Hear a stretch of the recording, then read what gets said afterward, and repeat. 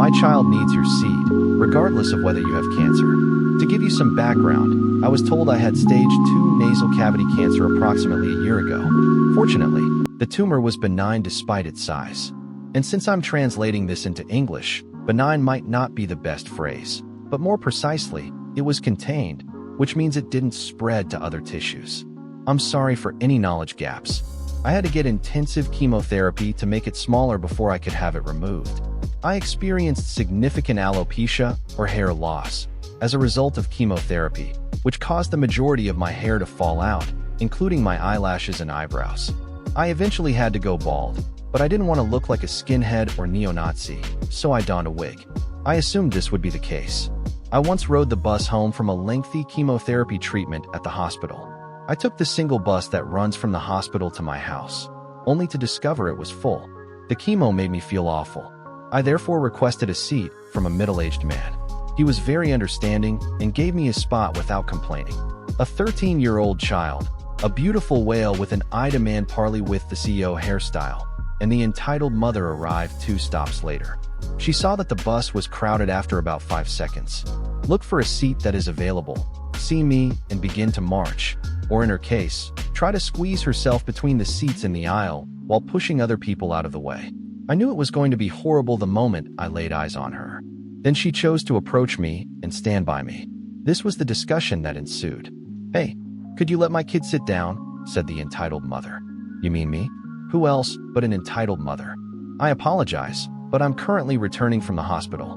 We are entitled, Mommy," which is nonsense because the stop was a few kilometers away from the hospital. "We're coming directly from the emergency room after my child shattered his leg." Her child, obviously ashamed, was standing behind her unsupported. "Me, he's standing next to you completely fine. Look, boy, I'm 22 years old too. My kid deserves to sit down. Look, lady, I apologize, but I just returned from a hospital chemotherapy treatment. I must take a seat and relax." I then reveal my bare head to her by pulling my wig back a little. The entitled mother then yells in my face, "Get off the seat, you skinhead, and stop making excuses." By this time, I was confused. I was at a loss for words. The entire bus was focused on us while the child was attempting to get his mother to stop. Then she tried to pull me out of my seat by grabbing me. Fortunately, I didn't fall off since I grabbed on tightly. "Let me introduce you to OG, the older man who saved my life." "Cal, will you stop talking? Who do you think you're talking to?" asks the entitled mother. "Stop attacking other passengers, or I'll be forced to step in," OG warned in a chilly voice. Every stupid idiot could also see that the man has cancer. No, he's merely a skinhead. He doesn't have eyebrows. The entitled mother seemed to have been deeply angry because she immediately turned around and punched the older man in the face with a falcon punch. I was stunned and incredulous. The child likely wished he had never been born, and the entire bus was in shock. A wonderful, sweet karma moment ensued when the elderly man uttered something extraordinary. "All right, that's it. Physically attacking a passenger, harassing other passengers on a bus, and now attacking an officer? Lady, you're in serious trouble." Then the elder man urged her to remain where she was while displaying a credential. Then he took out his phone, dialed someone, and informed her that she was about to be taken into custody. I was incredulous. The older man was a police officer. The entitled mother was now as white as a wall. She made the decision to flee since the bus had stopped, but other passengers obstructed her path. As a result, she was additionally charged with resisting arrest. The entitled mother and the entitled child were met by a police cruiser 3 stops later. Or a child who feels ashamed. I felt terrible for the embarrassed child when he apologized to me for his mother's actions. His mother was a hellspawn, but he wasn't a bad kid. When the elder man asked if I wanted to file charges, I happily replied in the affirmative, took a statement, and, fortunately, was gracious enough to allow me to resolve everything over the phone, saving me from having to go in person at the police station to be questioned. The entitled mother ultimately received community service and some jail time. I received the delicious taste of instant karma and a fantastic narrative to share in exchange. I just got home from the hospital after the checkup, and I'm currently on the same bus home, which made me think of this. I should upload it, according to a friend who sits next to me. Like me, he was unable to accept the existence of such individuals, but it appears that I was able to convince him. In addition, My hair is gradually growing back, the surgery went smoothly, and I was deemed cancer-free in November. Furthermore, I no longer require a wig. The fact that he was ultimately cancer-free is the best aspect of this tale. I had been hoping to hear it the entire time, but he tossed it in there at the last second. Since he stated that he had to translate this from another language, I assumed that this did not occur in the United States. Nevertheless, it is possible that it was in Spanish and he was translating it to English. Though I'm not positive, I assume it wasn't in the United States. However, this is still attacking a cop, which is certainly a fairly big crime in most nations, so it seems logical that she would wind up in jail. I feel sorry for that child because he was attempting to calm her down, but she ended up assaulting a police officer, getting arrested, and who knows what happened to the child after that. I hope there was another family to look after this child. In fact, I have seen a lot of these freak-out films in which the child is attempting to prevent the parent from losing their mind, but the parents ultimately lose it and are arrested. And while this appears to be one of those depressing situations, please share your thoughts with me below. Here, who was the bully? And if you were in this circumstance, how would you respond? My family is forcing me, a 24-year-old woman, to give my wedding venue to my 29-year-old sister since she is pregnant and needs it more. I've been dating my fiancé for 9 years, and we've been engaged for 3.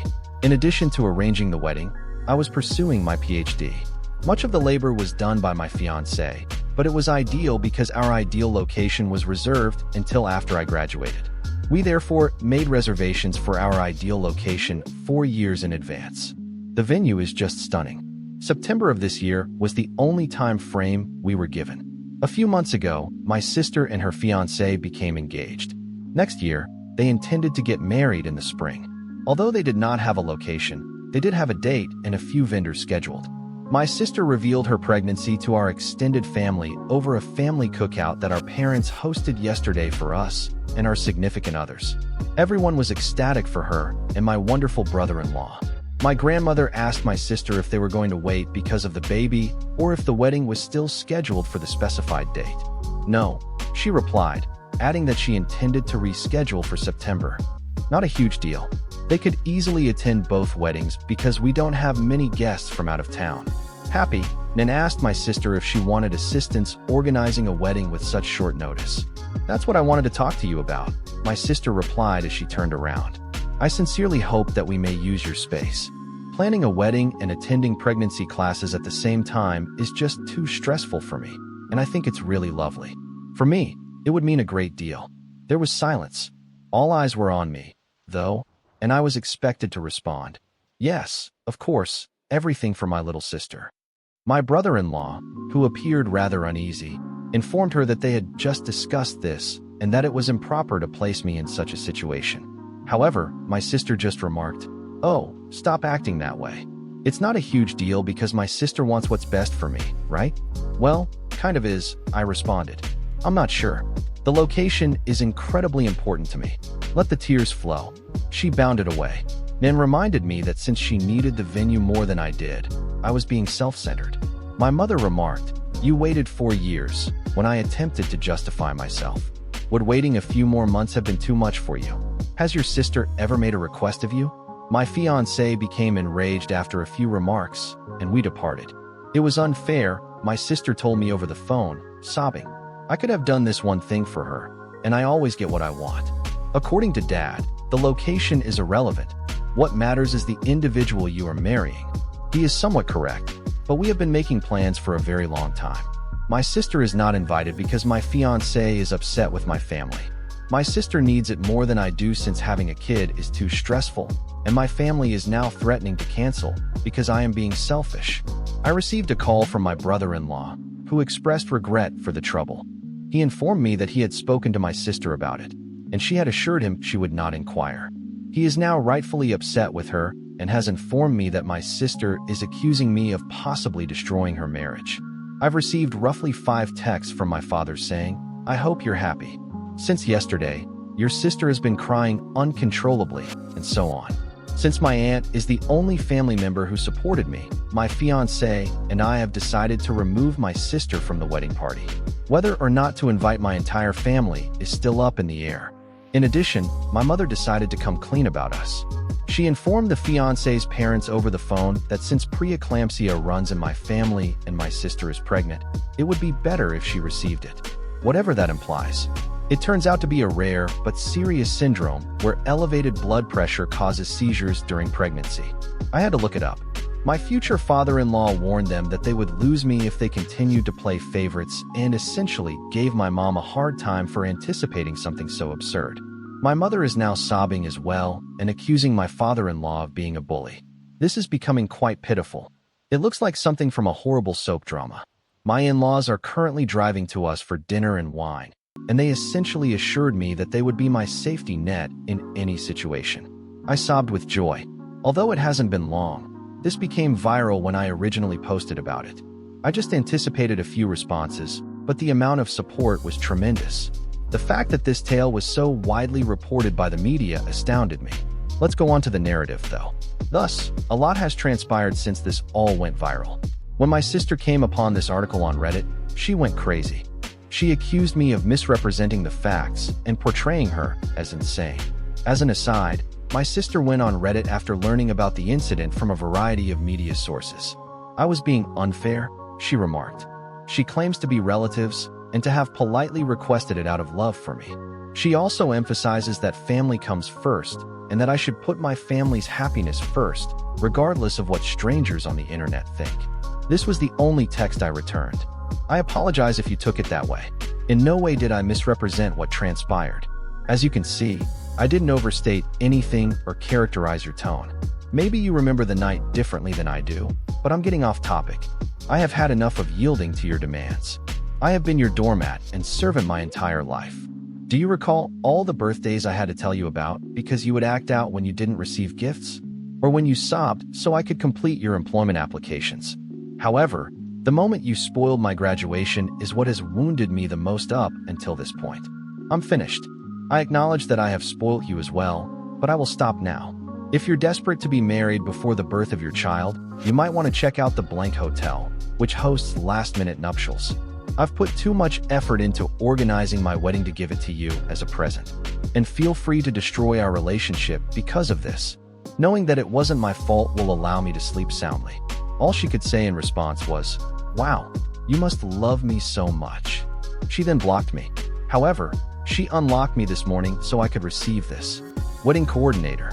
Hi, sweetheart. I received your mother's message and will immediately reschedule the location. However, as we must alter the contract's names, there will be additional expenses. To sign the new contract, kindly stop by the office tomorrow. That's great, says sister, and I'll be there at 9.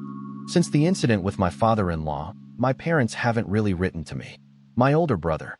Yes, I have an older brother, but he wasn't at the barbecue because he lives in a different city.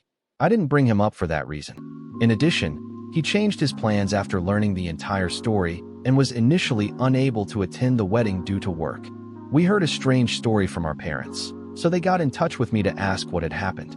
Mom had informed him that I had embarrassed my sister by offering to give up the location before the barbecue. He had no trouble trusting me when I told him the truth. We discussed our parents' actions, and he admitted that part of the reason he moved was because our parents were, as I put it, bullies. He informed me that my mother was upset with me for betraying my family and had gone away from the position. Since I've accepted that my parents, if they love me at all, love my sister more than I do, I haven't written to them as many of you have advised. We therefore got together for the wedding and created passwords for both the venue and most of our vendors. My sister's text bothers me a lot because we haven't spoken to our planner yet. The catering that my parents had paid for was also canceled. In the near term, we won't be able to have full catering as we had hoped, but everyone will pitch in to help prepare a buffet with the support of our friends and my fiancé's family. Our bachelor celebration will take place there. We will hold a cooking session with family and friends instead of our bachelor parties, as we will now need to spend more on food. I appreciate everyone's assistance in exposing the toxic nature of my family. I'll do my best to resolve it. They will be permitted to attend my wedding if they sincerely apologize, but if not, my brother and aunt will still accompany me down the aisle. In the end, we called my planner, who was appalled. She informed me that since the day we went to reserve the space, she had not spoken to my mother as much. She reassured me that I had to be present to make any changes, even if they called and said I wanted it. We therefore notified all of the people who would be working for us on our wedding, and they volunteered to provide protection for the day at a discounted rate. Is it me who is being bullied? It appears that many individuals were deeply offended by this post. Speaking directly to the OP's sister and stating that you feel the OP isn't helping you even though they are family was one of the most popular viewpoints on this topic. Have you been fulfilling your responsibilities as her family? You want to simply take this away from her after 4 years of planning. Is it appropriate for family to do this? And this is unquestionably true. According to the OP, the sister appears to have a fairly one-sided connection with her sister as well as the other members of the family.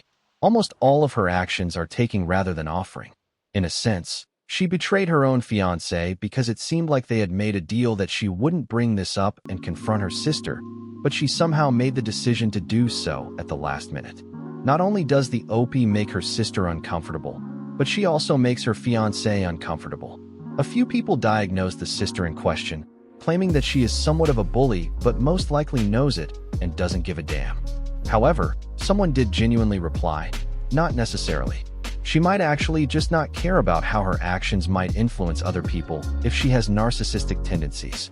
This indicates that she does not evaluate her own acts with the same level of critical thought that she does when evaluating the behaviors of others that impact her.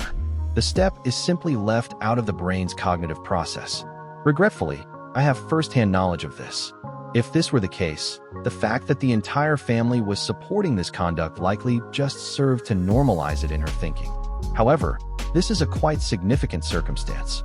The OP is determined to fight to the end and refuse to give up her venue. However, how would you respond in this circumstance? Who, in your opinion, was the bully? Remember to subscribe to the channel and give it a thumbs up. Please leave a comment below if you would want to contribute your own story on the channel.